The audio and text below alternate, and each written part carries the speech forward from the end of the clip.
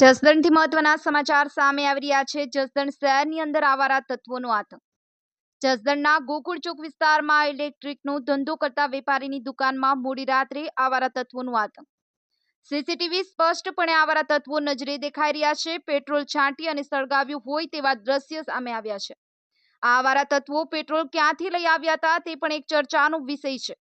આવારા તત્વો દ્વારા લાખો રૂપિયાનું નુકસાન કર્યું છે। જે પ્રમાણે ફરિયાદી સલીમભાઈ પડિયાણીનું હું ઇલેક્ટ્રિકનો ધંધો કરું છું અને મોડી રાત્રે આવારા તત્વોએ દારૂ પી અને મારો સામાન સળગાવ્યો છે। બે આવારા તત્વો આતંક મચાવતા હતા અને મારો ઇલેક્ટ્રિકનો સામાન સળગાવી દીધો છે। થોડા દિવસ પહેલા જ આવી રીતે ઘટના બની હતી। પેટ્રોલ પંપ પર પેટ્રોલ પંપના કોમ્પ્યુટર અને અન્ય ચીજ વસ્તુઓ તોડફોડ થઈ હતી।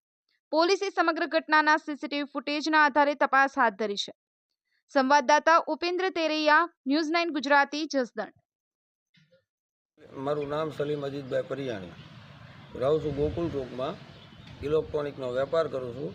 અને રાતે 11:30 વાગ્યા બે લોકો ફૂલ દારૂ પીને એ લોકો આવેલા હતા, તોડફોડ કરી અને ડેલો તોડી નાખ્યો, મશીન બધું તોડી નાખ્યું। પછી મારા પાડોશીએ કીધું એટલે હું બહાર નીકળ્યો એટલે મેં જોયું કે આ બધું તોડફોડ કરેલા એક છોકરાને હું લઈ અને પોલીસ સ્ટેશને કેસ કરવા આવ્યો।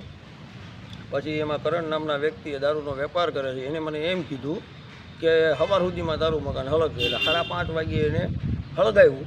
એ જગ્યાએ મારા પાડોશી 2 જણા દોડ્યા, એ ભડકો બધું શાંત કર્યું અને પાછો હું બીજી વાર ફરિયાદ કરણના નામની લખાવવા આવ્યો છું।